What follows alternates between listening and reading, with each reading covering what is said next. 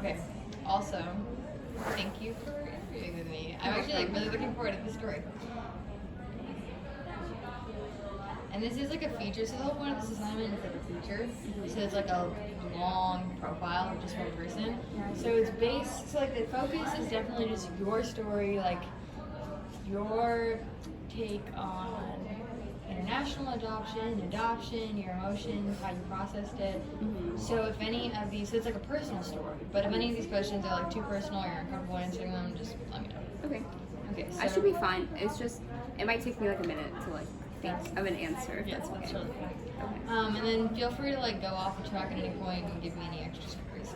Okay. So can I get your full name and spelling? Yes. Duarte Barrios. Wait, do you need my middle name? If you want. If you have, yeah. Middle name? Yeah, sure. Okay. Duarte Zara Barrios. Derartu. And then my middle name is Zahra. And then Barrios, Berrios.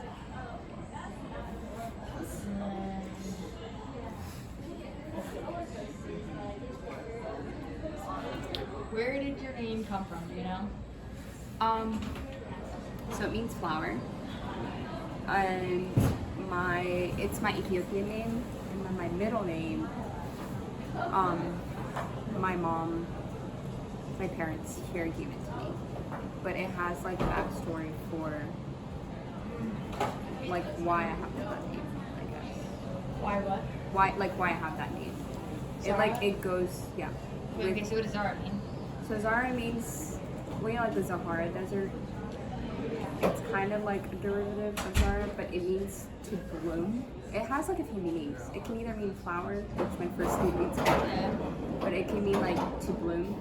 So like it goes with my first name. It's like a flower that blooms. Wait, that's so cute. So Zara came from your American heritage. Yes, but it's Ethiopian But it's / Ethiopian. Arabic. Yeah. Arabic, is that what you said?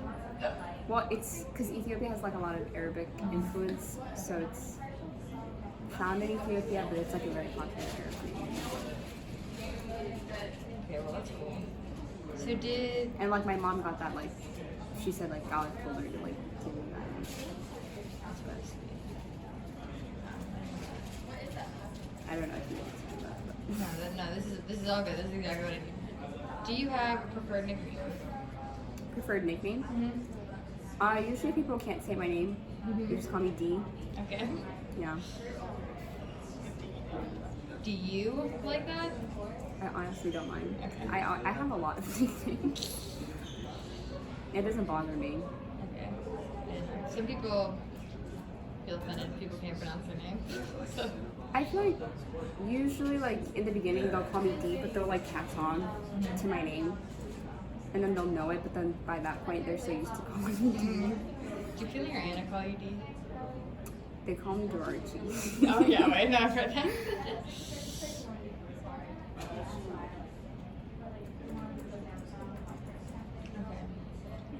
I'm not sure why I would have to ask this, so I'm not going to ask it. It wants me to ask what your contact information is. My what? Your contact information, but I already Oh. have your phone number. Okay, where and when were you born?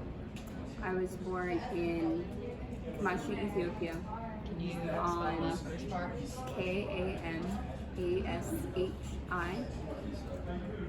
Ethiopia, on June 12th, 2002. 2002. Two. What is like a total list of places you've lived? Ethiopia. You don't want to count orphanage? Or like can you an spell it? orphanage? Okay, gotcha. That was in Ethiopia. Yeah, it's probably just Ethiopia. And then Orlando. Or Stanford. I live like 30 minutes north of Orlando, but I usually just say Orlando because no one knows where Stanford is. And now Lynchburg.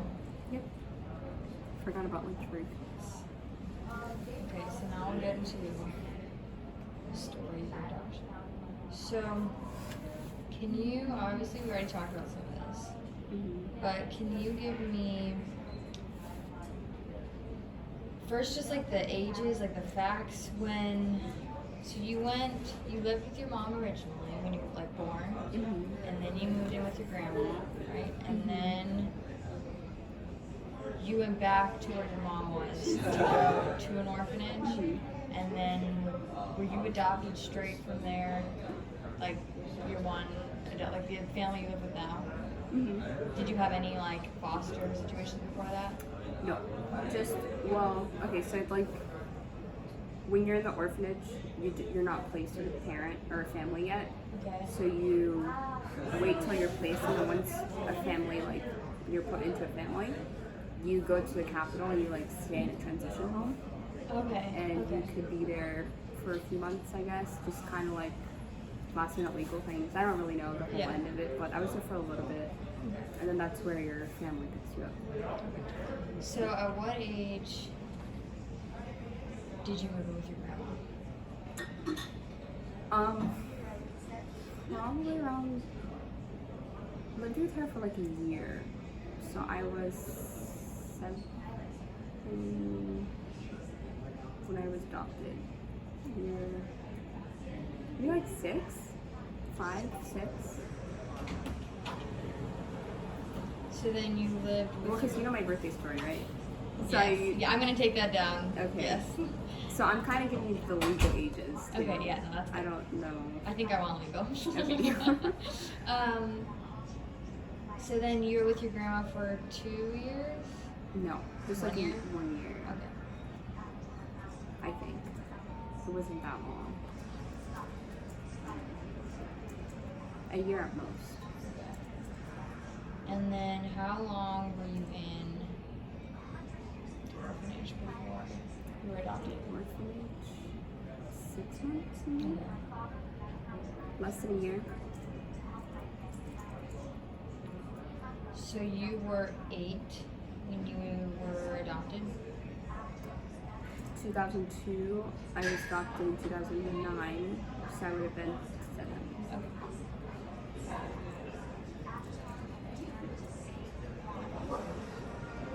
And how old were you when you went back to Ethiopia? 2016, I was 14. Okay. So now this is just gonna be a lot of you monologuing, if you don't mind. That's fine. Can you tell me about the circumstances surrounding and how you felt when you moved with your grandma? With my grandma? So I knew my aunt, so my aunt also lived with my grandma, my dad's sister. And she had like visited us like a while ago, but I was really young and I remembered it, and so I knew I had family like far away. So I was pretty excited just to like live in a new place. I was always very like curious and adventurous and very independent, so That's I didn't really like mind it, I guess, but eventually it was very different from like living with my mom and her. So it definitely was an adjustment, but I guess why I moved or why like I was sent away was because my mom worked pretty much from like sun up to sundown, and it was me, my older sister, my brother, and my younger sister. There was, how many would that be? 4 of us? Yeah. And my older brother was older. He was like 22 when I went back in 2016, so I guess he worked. And then my younger sister was like 3 or 4, probably 3. So I guess it was just that, like us being home and my mom had to work, just less work for her. Was your birth dad in the picture? He was, but he didn't really care about me. Yeah. He kind of sends, when he has kids, he sends them to the grandma, his mom, Okay. to take care of the kids. Right, because it was your dad's sister. Yes. He wasn't in a very stable relationship ever, I don't think. So whenever he had kids, like he wasn't, you know, a steady He's not family. married to her. No. Well, not that I know of, but I don't think so. I had to be careful. Marriage is kind of weird there. I don't even know. Oh, really? Well, I don't know. So many people have kids. I'm like, do you guys get married? So, how did you feel? There's kind of the same question, circumstances surrounding and your feelings through the process of knowing you're going to orphanage and how your time with the orphanage was. So, I remember like the exact moment I left and like said bye to my mom for the last time and like got in the van with the social worker. She gave me like a bag of mangoes because mangoes were my favorite. And I remember saying bye to her and I knew I was going somewhere, but I didn't know exactly like what it was gonna be. Like I didn't know anything. Like no one told me what was really going on. Or yeah, I didn't know, like I wasn't gonna come back, ever, or for a long time, so, and I don't even really know, like, at what point I found that out, but, Oh my. yeah. How was your experience in the orphanage? Orphanage was okay. It was, even though it was still in my village, it was very different, because, like, there was this, we had schools, there was like church service. It was pretty small community, but there was like a gate and I had to like stay in that and I didn't like that just because I was so used to like going wherever, whenever I wanted. So I probably like the more structured, I had to get used to that and like authority. And but I did like it though. Like we had church services, friends. I don't know if we had school. I don't really remember. When I visited, they did I think have like some classrooms, but they also had. It was also like a boys' home.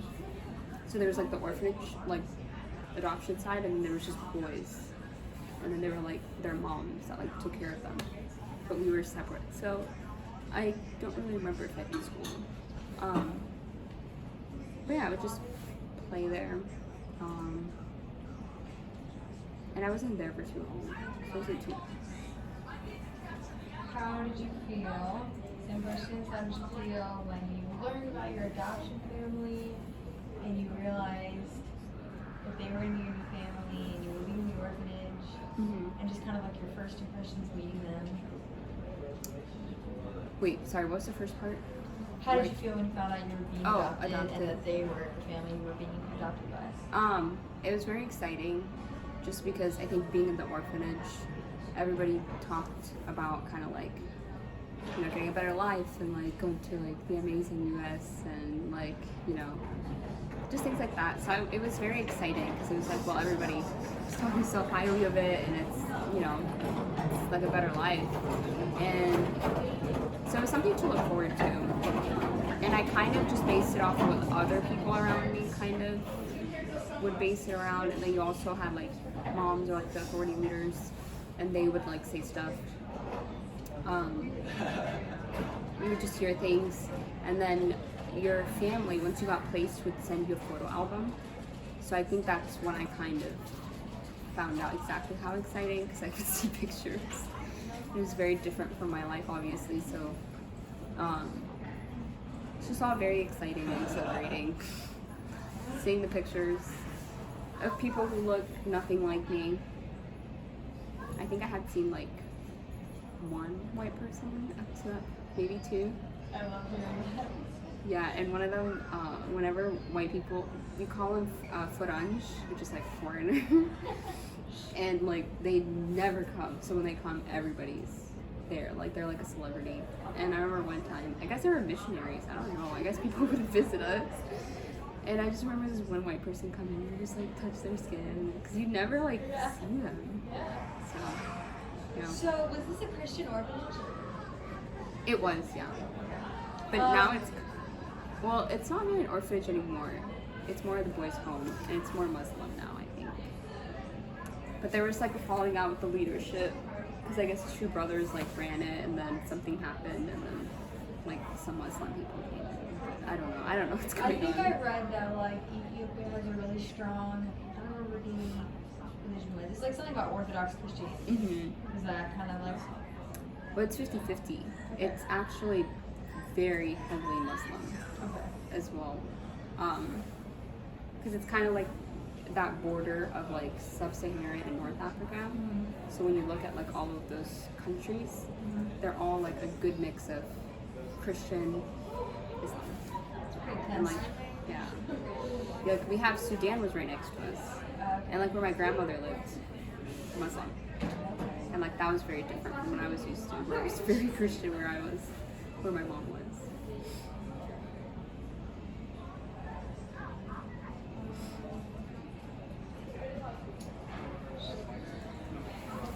So really when I was in the orphanage, it's just all exciting.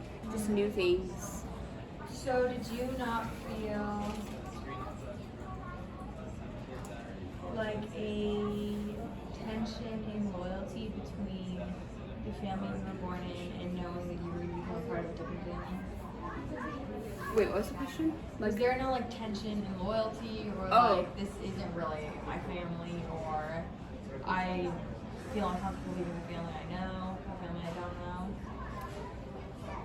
So I always like thought about that because I feel like I never did have that kind of internal conflict. Yeah. One, when I was that age. Right. But again, like I said, I was very dependent, like I think even emotionally, just because the way I grew up. So I feel like I didn't think of it in that way. I feel like I would say that like identity like crisis kind of came when I was much older and just figuring out like, whoa, like this really happened and this is who I am and this is where I come from. So it kind of came later. Not really when I was young. When I was young, I was just like, oh, this is so fun, like new people, you know, America, electricity, toilets. Were most of the families who came through American? Do you know? For what, orphanage? Sorry, yeah, for the orphanage. I think so, yeah. You can actually look up the orphanage and you can see, like, you know, people used to have blogs in like the early 2000s. You can actually I think I found some where like people would visit and like talk about their mission trip in an orphanage in Ethiopia. Like that was me. Just like I was there. What was the name of the orphanage? Do you know? Just look up orphanage in Kamashi. You'll find it. You should be able to. Even my parents had a blog. You might find their old blog. Oh my gosh. So what was your religious experience in Ethiopia? You said mostly Christian? Yes, I was a Christian. I was Orthodox. Although I had no idea what that really meant. It was just Orthodox in Ethiopia is more of a cultural thing than anything. But my family was. I don't really know what my dad was. I honestly would be surprised if he was like Muslim. My dad traveled a lot because he owned like a spice shop. You were in a what shop? A spice.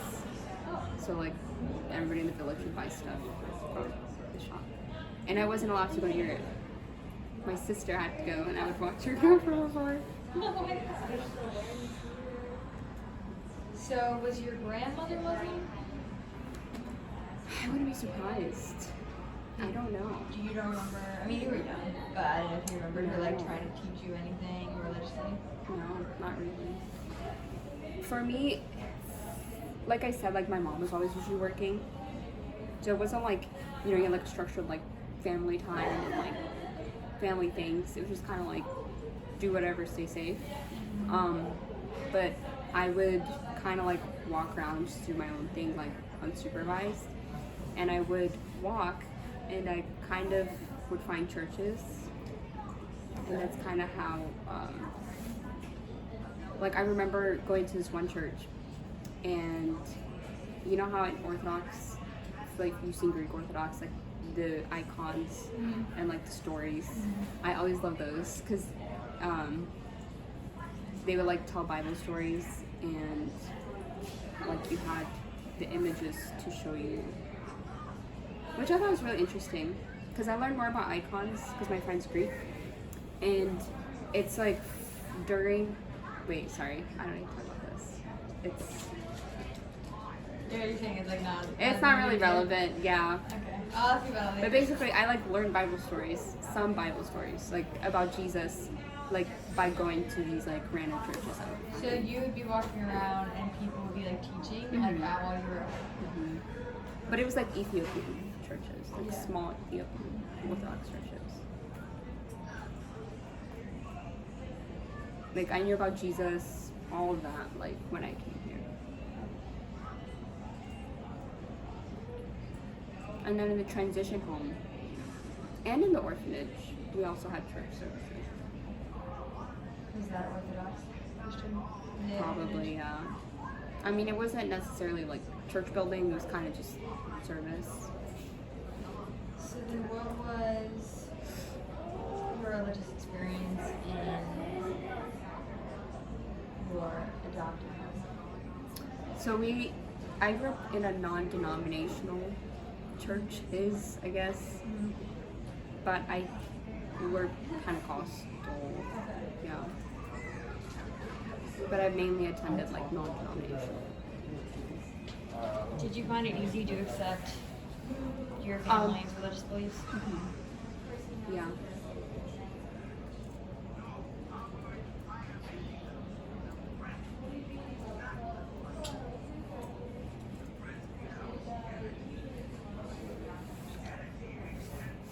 What are some of your most vivid memories, like just one or two, of living in Ethiopia? Vivid memories. Or notable? Hmm. You already given me Oh. a couple, but One, we would always have a market on Saturdays. And actually, when I went in 2016, we got to go to the market. So that was like really fun. So we'd have a really big market every Saturday. Whatever you grew, like whatever you had, you would sell. And I just remember those were like my favorite. Because like everybody comes together and just buy stuff. So there'd be like chickens, goats, cows, literally anything and everything you could think of. Vegetables. And my family, I used to sell lime. So we had like a little tent and then like a blanket, and then I would just stack up like a bunch of lime. That's what I sold. that is so cute. And even on days we didn't have the market, I think I would sell lime too. Like in front of our house, I'd just set it up. Like the green fruit? That's so cute. Did you guys have a lime tree in your I house? honestly don't remember exactly where we got it from. Because like we had a tiny backyard, but it wasn't like we had a garden or like Yeah. trees or anything. But my mom, I don't know like all the things my mom did, but I know for a fact she worked in like a factory. The main like food in Ethiopia is called injera. It's kind of like a bread, like a flat bread, and it's made out of teff. And so I think she worked in a factory that kind of like processed the grain and like how to make like the food, like the flour. But yeah, I don't really remember exactly where we got it from. And I know my aunt had she had a big cornfield like behind her house too. So When you went to the market, was that with your family typically, or are you wandering around by yourself? just myself. But usually it was a family like affair though. Yeah. Like the family would be there. But they would be walking around, talking to people, buying stuff under the tent, whatever. So did you feel that Kamashi, did I pronounce that right? Mhm. Was like a close-knit community? Mhm. Yeah. Did you know most of the people who were at the market? Or felt like you recognized them? I would say so, yeah.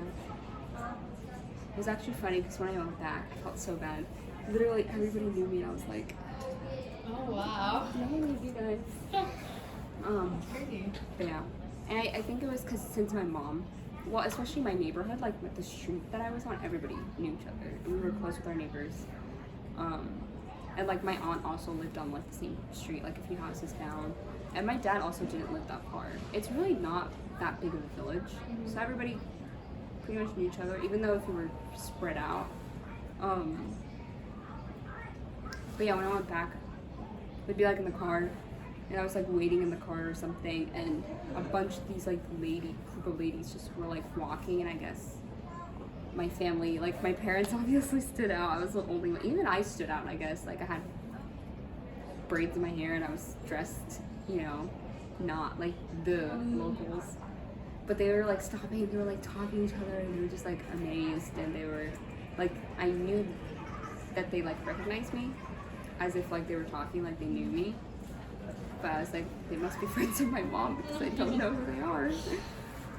So.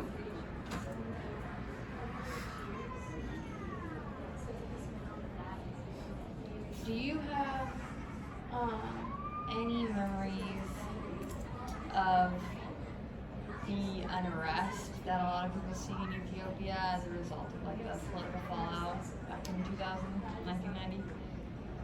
Wait for. Like Ethiopia, like did you notice any kind of like tribal warfare? Yeah. So, yes. So, my tribe is actually the biggest tribe in Ethiopia. It's like a little over a third of the population. Oh, wow. About a third maybe now. They're typically like, Ethiopia actually just started a civil war. I don't know if you know this. 2 weeks ago, civil war started. 30,000 refugees in Sudan already. Hi, Mary. It's one of my nicknames. Oh gosh. Yeah, so Civil War just started. But that's a whole other thing. And it doesn't really have to do with my family or like my tribe, but my family, even though we are the majority and like Ethiopia is divided into like a few regions, maybe 9 I think. And I lived in a region where my like village area, like the people that we were a close-knit community that share the same culture, looks, heritage, whatever, language, we are the minority. And so whenever you're the minority, you're basically oppressed in the tribes. And in the neighboring tribe, it was very segregated, didn't like each other. Never really knew why, I just understood that if they looked, you could tell when someone was from a different tribe because they don't look like you. And so I just knew if they looked a certain way, like there was like hostility. And yeah, I just like I knew like there was tension. And I rarely ever went, I don't think I ever went to their sides. Like I knew where not to go, you know, like where they lived. And one of the first times I actually ever went to where they lived was when I was leaving in the car with like my social worker, like after saying bye to my family. I guess my social worker, she like literally knows so many people just because she still only communicates with the families, takes the kids. So we were in the van and we like drove around and she went to that area and I was like looking out the car and I could see them and they like dressed different, their houses looked different. That was like one of the first times that I ever was like there. Did you ever experience any violence because of tribe differences? Not me specifically, but my mom did. She was actually stabbed. Yeah.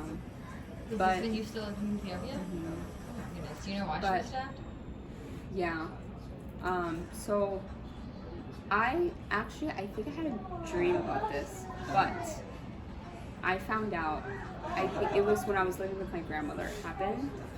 And so village people, they talk. And there was like a cafe, and I was at a cafe, and it was just some like local, like older, elderly people, and then like young people, and I just happened to be there, and I think it was like my neighbors, and they were just talking, telling stories and stuff, and they mentioned my mom getting stabbed, and I didn't know. This was like the first time I heard, so I was like, wait, what? And so they told me what happened, and basically my mom was out late drinking with friends. Came back, it was late and it was dark because there's no lights, so it was just really dark. And a person from the other tribe stabbed her with a spear. And so when I went home like later that night, she came home. I asked her, I was like, I heard this, is it like true? Like, did it happen? And she just lifted up her shirt and she showed me where her scar was on her side. So obviously it wasn't a fatal stab. Did she go to the Yeah. hospital or? I don't think so. So was it I literally just doubt because it. she was like out late and Out she late. wasn't a part of the? I mean, my mom's not violent. I mean, Yeah. she was tipsy or drunk. I don't know. She didn't. Also, it's like I said, it's very dark. You're not going to see someone coming. And when you look at the people, it's the Gumus tribe and then the Oromo tribe. Wait, And can you the spell out for me? I'm sorry. Gumus, Gumus, Yuzi. G-U-M-U-Z. So they're very dark, like they're pitch black, like their skin color. Like I can show you a picture. They're very different from the Oromo tribe. And so I guess I just remember like hearing that story from like locals, then asking my mom, and then she showed me her scar. That's crazy. Oh, wait, I looked it up.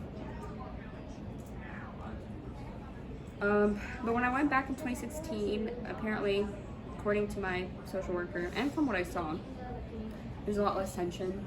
I definitely saw like intermixing. I saw Guru's kids playing with like the Oromos, and it was a little bit more mixed, I guess you could say.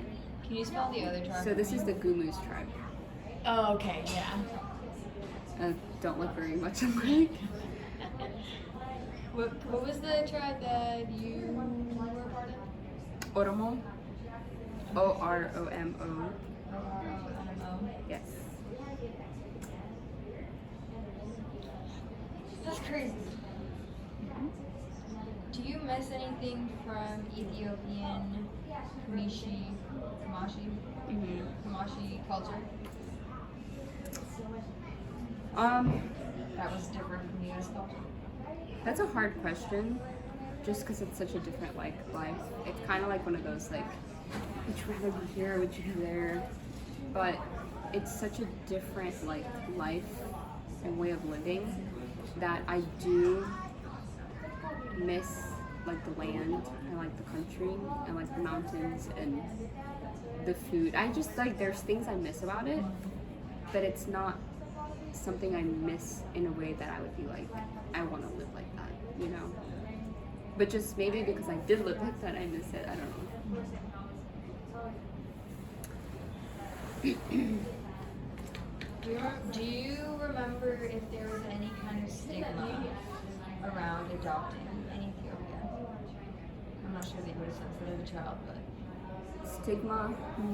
I probably learned more about that when I went back, just because I was able to comprehend more about like adults and why they make the decisions of like putting up kids for adoption.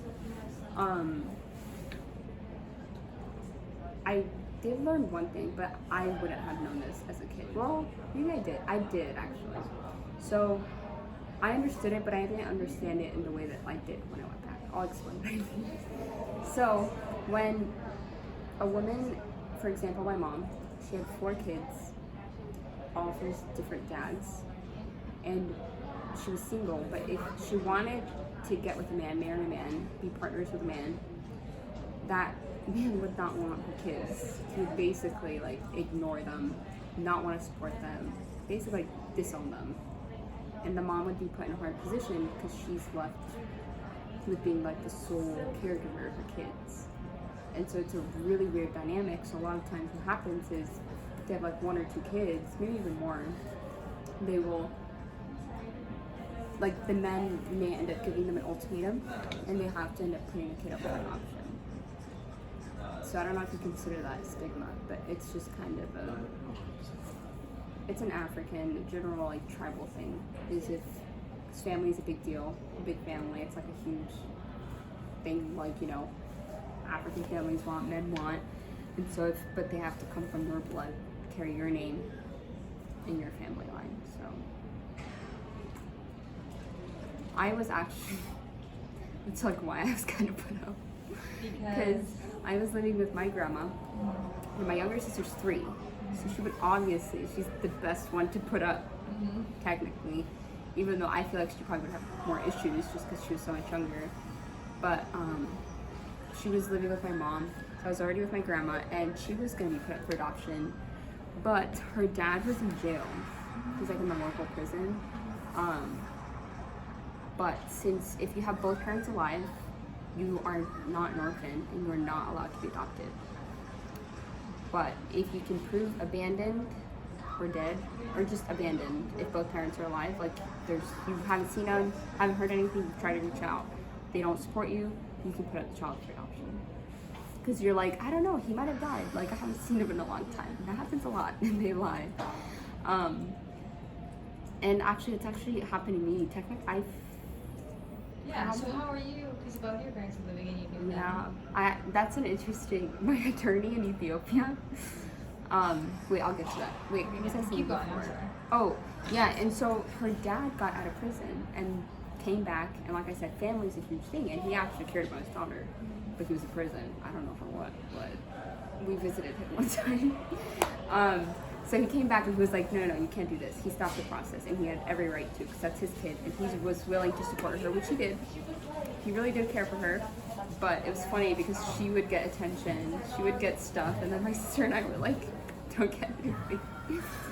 But, so he stopped it, and I was living with my grandma, and then they were like, well, Gertrude's up next. She can be adopted. And so yeah, that's kind of how I got, if my sister wasn't she was supposed to be the one who could have been. But because her dad came back, I was adopted. Then I went back in 2016, and the night before I leave to come back to America, 4th of July, my attorney there, my like Ethiopian attorney, I was talking to him, and he was the one that communicated with my village and told them that like we were coming, like just making sure my mom, like everyone was there. And he found out my dad was there, and he was like, I didn't know your dad was alive. I was like, really? And he was like, yeah. He was like, if he was alive, you're not really supposed to be adopted. So I was like, oh, interesting. But like I said, my dad traveled a lot because he had the spice shop. So you just said, so like abandonment / maybe death was like... You kind of are just like, we don't know where he's at. Like, okay. I'm basically a single mom, you know. So, yeah. And stuff like that happens. Crazy stuff happens. Did you know that... Ethiopia, according to an article published by BBC in 2018, they banned adoption from international families? Yeah. How do you feel about that, or do you know why, or what's your take on that? I don't like it. I don't agree with it. So there's a new prime minister. I don't know if you know much about Ethiopian politics, but it's been pretty corrupt for a while. A lot of like ethnic conflicts, even within government. Like probably one of the smaller tribe, like ethnic groups, controlled the government, and it had to do with like the whole rebellion against like the communist Ethiopia, and when they fell, like who took power, and it was like the people leading the rebel forces were the smaller tribe, but they ended up taking part like ahead of the government because they were the leaders in the rebellion. But then it was just a whole mess. Then they ended up ruling over the other tribes, but favoring their tribe and blah blah blah. And so the new prime minister was apparently like amazing, and he won the Nobel Peace Prize actually last year, and he started a civil war this year. So I think it should be revoked. Yeah, revoked. So yes, so when he came to power, he kind of did a sweep of like corrupting the government, basically taking a lot of the minority tribe out of ruling, because apparently since they've been in power for like over 20 years or 30 years, there was a lot of corruption, and that's actually why the civil war started, because the tribe was upset that like there was a crackdown on specifically them, so they felt discriminated against, I guess, or wrongly done, and so now there's a whole war. So the new government, they I think it's 50-50 women actually within parliament, or the two houses, Senate and Representatives. I think, don't quote me on it, but I'm like pretty sure.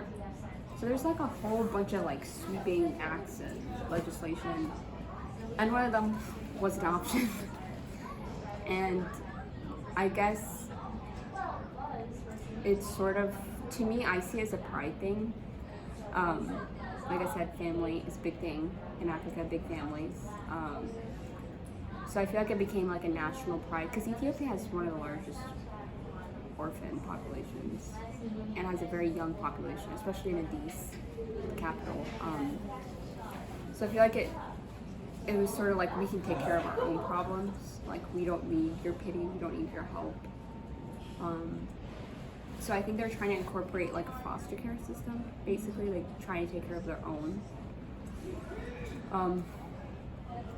I mean, I don't know if that's exactly what it is, but I did talk to someone. My RS actually went to Ethiopia last year for like a month or two, and she worked with like an orphanage or something, and so she like would talk about it with the people she worked with, and then like that was kind of like the thing, and I could see it. Just That's what came across, was that it was like a national pride thing. it was kind of like we can take care of ourselves.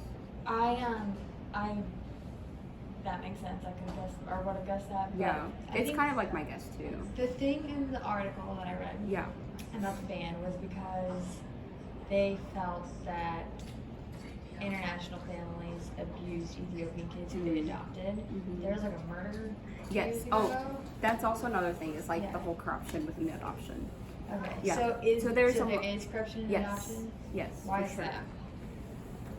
So, it begins as soon as the child is put into the system. Just because, like I said, you know, like for me, for example, I don't know if you want to consider that corruption, but sort of like my attorney didn't know. But the capital is 14 hours away, and he comes what? Once a year, once a few years, I don't even know. So I think it was just sort of like the loose process involved, and there was even accusations of people selling, like people being paid to put children in the system, and so just things like that. I think that was one of the major ones, was making money off, like abusing the system, but obviously like putting the child in jeopardy. I know that's one thing, and then I guess that was another claim. I haven't looked too much into it with like international child abuse, but it was really interesting because when we went back in 2016, our social worker told us so many stories, crazy stories of like adoption stories, sad stories, good stories, mostly good, but there were a few that were like, wow, like I didn't know that went on, you know? So I like can see it, but in my opinion, I think in any system you have, you're gonna have bad things go on. And if you look at like the price you're paying, like what you're gonna lose or what you're gonna gain, like I feel like without adoption, it's just a lose-lose all around. But I feel like if you have adoption and you allow it to happen, it does more good. I mean, any harm is bad, but I feel like trying to limit that is better than just being like, no, we're not going to do it at all. That's like my take on it. What were some? So, what do you remember about the adoption process? Were you put up with a transition family, you said? No, it's a transition home. Oh, transition home. Yes, so it's just like a house, and then there's other orphanages like in different villages, different cities, and then you kind of come to the capital to be like picked up. Oh, also in the transition home, you have to like get your shots, paperwork, IDs, all of that taken care of. So I was there for a few months. Like I remember getting a bunch of shots. Yeah.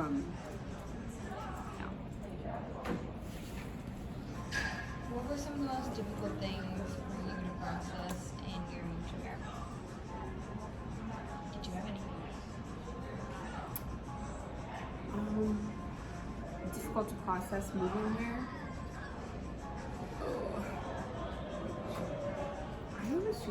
I was just excited. Yeah, I don't know. I feel like it sounds bad, but I don't know, because it's just like the promising of like a better life, a new life. Yeah. Also, I was just excited to get out of orphanage and the transition home.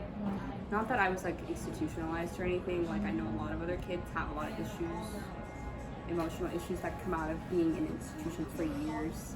But I was only in not long at all. So it didn't take an effect. But like I said, I was used to free roaming, and now you have me like in a house. Yeah.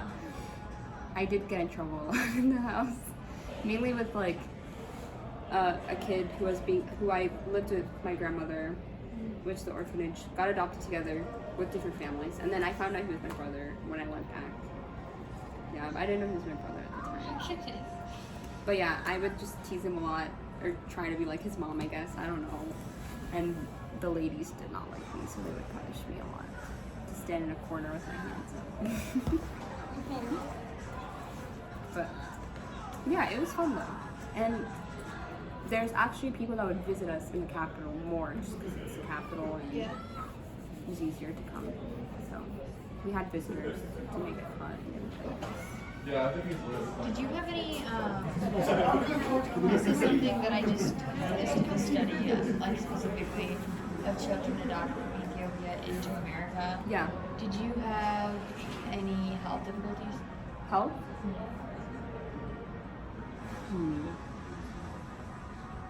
Not too much. I had to do like a cleanse of my system.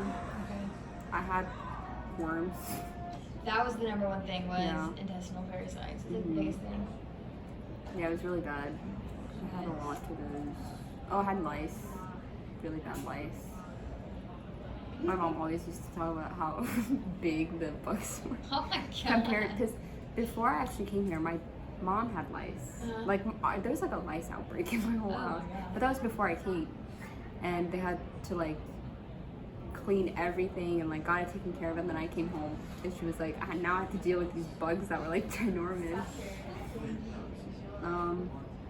But other than that, I was slightly malnourished, I guess. But it wasn't anything terrible.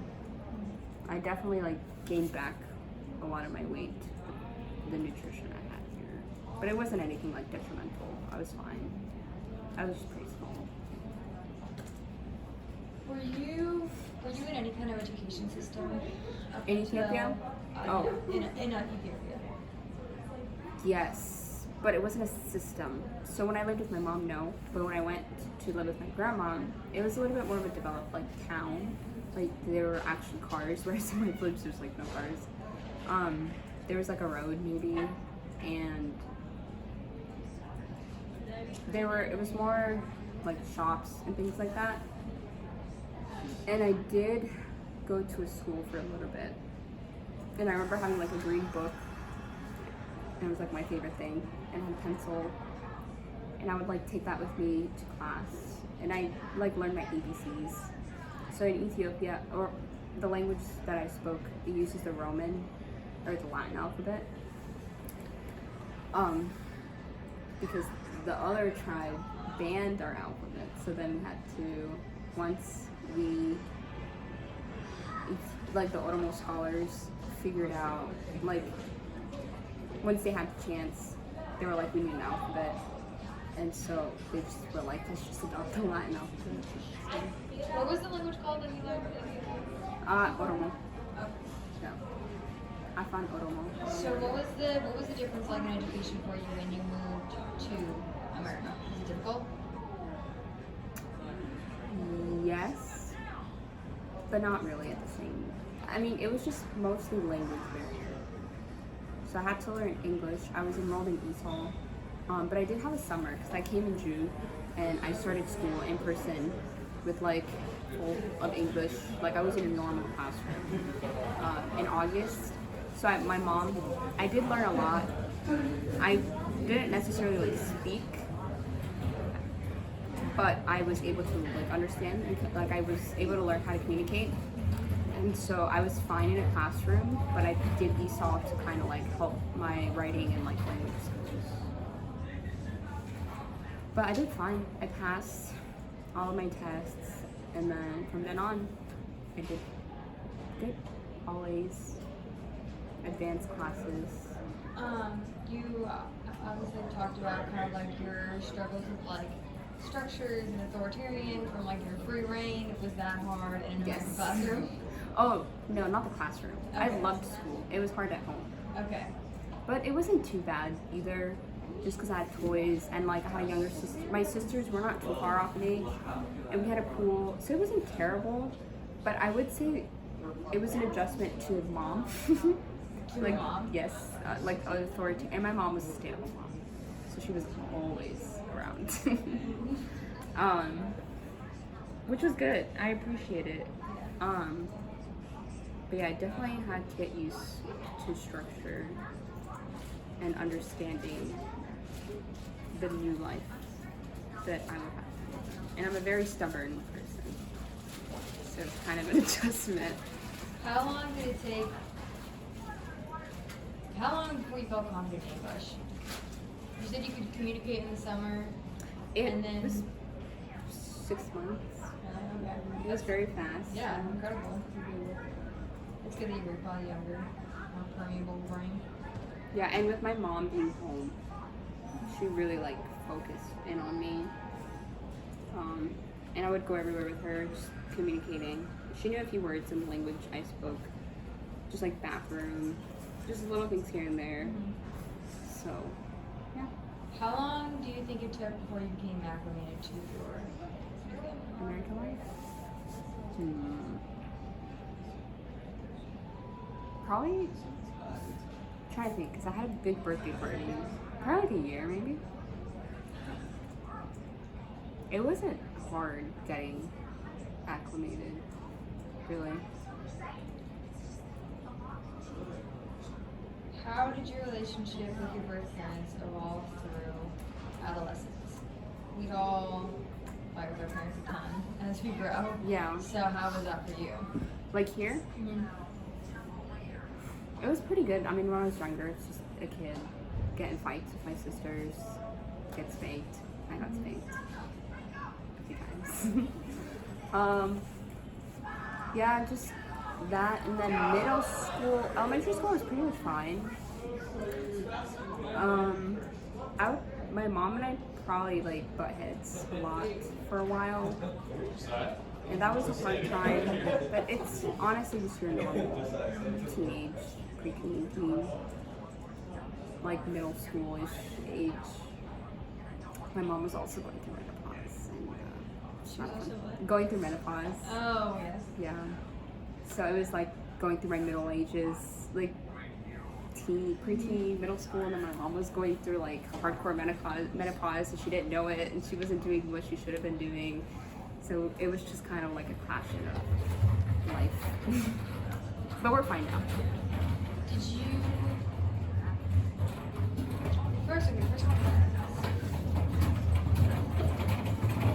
Do you have a differentiation in terms between your birth mom, Ethiopian family, and your American family? Like in what way? What do you mean?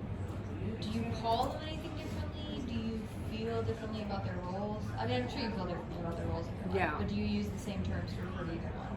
As far as like mom. So I used to say birth mom a lot to refer to my mom, just because it was easier. Yeah. Or I would say like I feel like now I say like well, I kind of used them interchangeably, but when I was younger, I would just say birth mom because that's what my mom would say, like talking to people, when she would talk about my mom.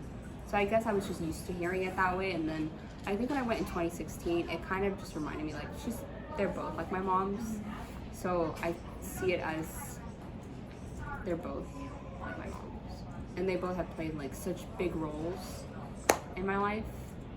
So That's really sweet. yeah, my Ethiopian mom was amazing. Do you stay in contact with her? Huh? Do you stay in contact with her? Because does she even have a way? They do have Facebook. That was kind of hard. So my Ethiopian brother, like I said, he was 22. He was older, and he had Facebook. So there's like internet cafes, and that's like a newer thing. And they even had like flip phones. When I was there, there was nothing. There was maybe like a little bit of electricity. You would get like a little light in the house, but that was about it. Dang. But yeah, I guess now they have internet cafes, and oh yeah, so he was like saying Facebook, and he actually spoke some English. So when I went back, it developed a lot. Like there was like a schools nearby. He he could speak some English. We could communicate. I asked him how old he was. Oh wow. Asked him how old my sister was, how old I was. Yeah. So yeah, we were able to communicate pretty good. And oh yeah, so they had Facebook, and he wanted to exchange like Facebook, but I don't think legally we were supposed to have contact just because I was still underage, and I couldn't create problems since I'm not like a full adult and all that good stuff. And I think my social worker advised against it, or she was like, no. And also what happens is like, it actually happened to me with one of the ladies that worked at the transition home. So I recently got Facebook this summer, and she added me, and she messaged me, and she was like, hi, how are you? I was like, oh my goodness, I'm good, how are you? Then the next message, she's like, 3 paragraphs asking for money, and I was like, What? so that happens. Okay. So that's kind of like, just don't keep contacts, that's all they're gonna ask, is for money. This is kind of like the U.S. Yeah, Like you the have money, division of you're US. rich. And so I kind of didn't want it either. Yeah. So That makes sense. I did try to find him just to kind of like stalk him maybe. Like when I got Facebook, but I couldn't find him. He's Aw. such a generic name, like Alright. Ethiopian generic name. What can you give me really quickly the names of your? Because this is gonna be hard to write Mhm. without names, and I haven't gathered any. Mhm. Can you give me like the names of your mother, father? I probably don't need your siblings, but if you want to, from Ethiopia, Okay. and then your American family. Yes. So my mother's name was Mulu, and Mulu. My father, I forget his name. Okay. Yeah. So I like forgot his name when I was here, like when I first came here, and I just like didn't really think about him because he wasn't really a part of my life, so Yeah. you didn't have much memory of him. Other than like the little like he worked shop, yeah, this kid, grandmother. But when I went back, I learned his name and then I forgot it. But I did get his last name, Okay. so you can refer to him by his. Wait, it could have been his. I think it was his last name. Okay. Yeah, it was his last name. It was Bayisa, Bayissb. S-S-A. B-A-Y-S. Bayissb. That was my Ethiopian last name, and typically you take after your dad's first name is like your last name. Okay. Okay, But- what about your American family? And like when I went to the orphanage, the leader of the orphanage like remembered me, and he didn't remember me as Gerard too. He refers to me as my father's name. So they refer to you as like. Even as the daughter, they refer to you as your father's name. Because I know that's like an American thing sometimes with like sons, but that's cool. Yeah, so they call you like you are the daughter of so and so. It's Okay. usually like a male. Interesting. Okay, can I have your American family names? And then my American family, there's Francis, it's my mom, and JJ, James Jonathan is my dad. I do remember my siblings' name, From. Ethiopia. Or I like refreshed my memory. You said your dad's name is James JJ. Jonathan? JJ, yeah, you can just say JJ. Okay, what were your siblings' names? In Ethiopia, there was my oldest, who's Rahel, which is Rachel, Oh. but it's R-A-H-E-L. And that was your 22-year-old brother? No, that's my sister. Sorry. Yes, I'm not- she's like a year older than me. Okay, guys. And then there's my older brother is Dawit, D-A-W-I-T, D-A-W. which is David. How old is he now? Do you So know? if he was 22 in 2016, he'd be 26? Oh my gosh, that's so old. I could be an aunt. I always think about that. I thought I was gonna be an aunt when I went back, but I was not an aunt. I was kind of sad. Or happy, I don't know. Yeah. I'm probably an aunt. Probably. Yeah. 26? It's kind of pretty old in Ethiopia when you die at like 50. Oh, wait, really? You did say it was a younger population. What about your youngest sister? Oh, Bikiltu. Can you spell it? Bikkeltu. B-I-K. E-L. What'd you say? Wait, hold on, sorry. No, you're fine. You It's just kind of a weird one. Bikutu is Bikeeltu. How old is she? Do you know? She was 10 when I went back, which she was 3 when I was adopted. And she was 10, and then now she would be 14. She's so old. She's still so young. How did you get along with? Oh wait, can I have your American siblings' names? Oh, yeah. So, also, I have like other siblings, but I've never met them, and I don't know what their names. Okay, yeah. There's 2 more, but that was like when I went back, I found out I had, like my mom had another child and my dad did, but I didn't really like them. Here I have Selena, is the oldest, Sophia, she's 12, oh wait, oh my gosh, she's not 12, she's 16, and then there's Jonathan, and he's 6, and Jonathan and Sophia are both adopted as well. Okay. How old is Selena? 21. How did you get along with them when you Came here. were adopted? Yeah. Pretty good. Yeah, we just played with dolls, Barbies. It's a pretty good time. Then once I started becoming pretty American and learning English, then we started fighting. Once I could communicate. That's so funny to me. But yeah, just your typical sibling fights, nothing Yeah. serious at all. Did you ever feel that you were treated differently than, say, Selena? No. Not really, no.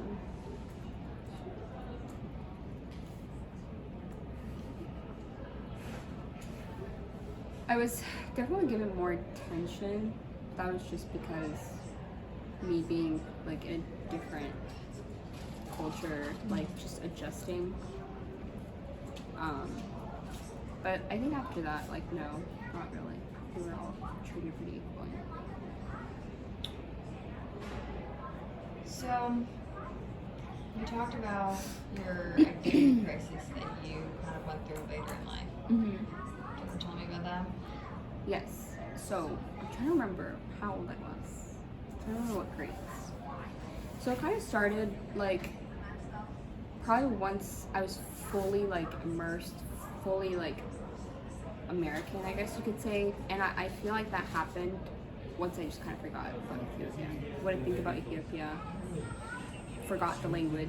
Because I like, once I was learning English, I still like had, like, you know when you think in a different language? Mm-hmm. So I was starting to think in English, starting to be like literally fully American. Like I just forgot about Ethiopia. Like I forgot about my life. And I didn't think about it for a long time. And it's just because I literally had a totally different life. So I think once I would begin to like think about it, I would kind of be like, whoa, like this kind of happened. And it just all kind of happened so fast that, you know, like I said, emotionally, I wasn't very like,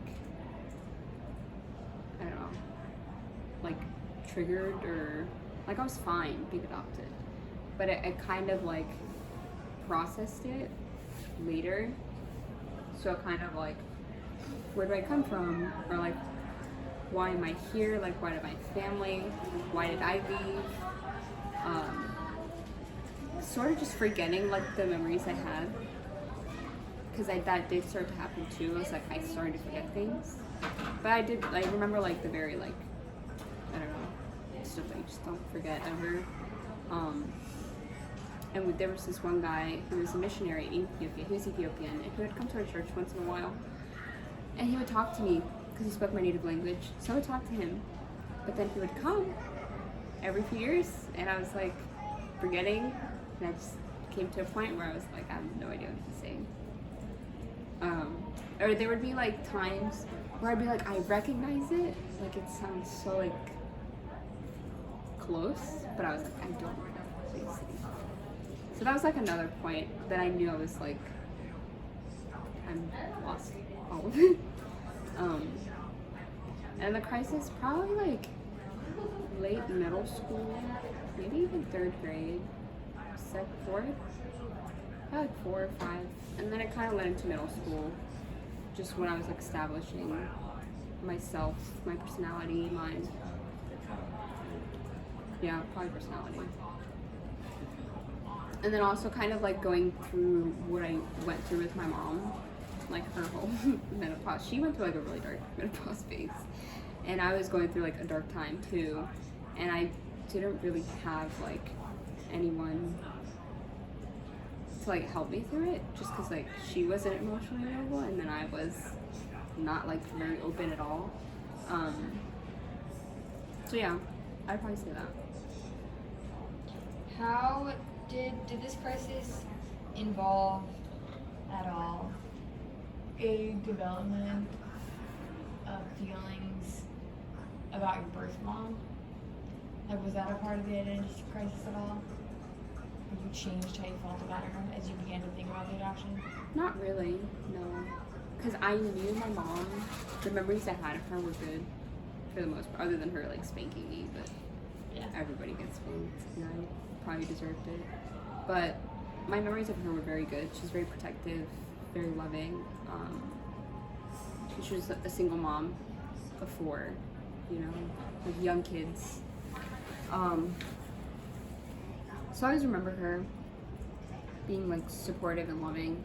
So I knew it wasn't anything out of like, I understood, and my parents always told me this, like that they loved, like my family loved me and that they just wanted better for me, like, you know, just typical, what you always want to tell your kids. And I believed it, and even if they didn't know, like I knew it was true too. It was just more of like, why me? The more of just what? Like why? Oh yeah. You know? Yeah. But yeah, no, I wouldn't say it like really did. It was just kind of like figuring out like where I belonged, you know? And also my family was also Puerto Rican, so not only was I adopting like an American Oh, culture, I never realized that.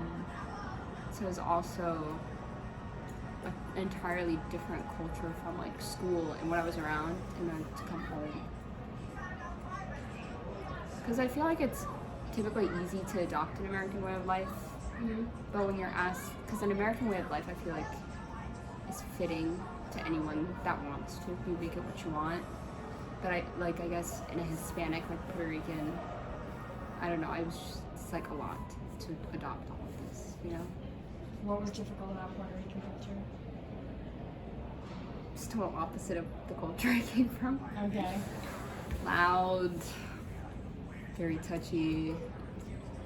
I don't know, it was just very different. I don't know if you know anything about Puerto Rican or Hispanic. Just the personality was not me. I'm more introverted. Ethiopians, if you've ever met them, very quiet. Like, I'm being pretty loud and obnoxious right now. If I was talking to an Ethiopian, even my Ethiopian friends here, it would literally be us, and I'm like, why are they whispering? Like, I can't hear them. I'm like, wait, I can't hear you.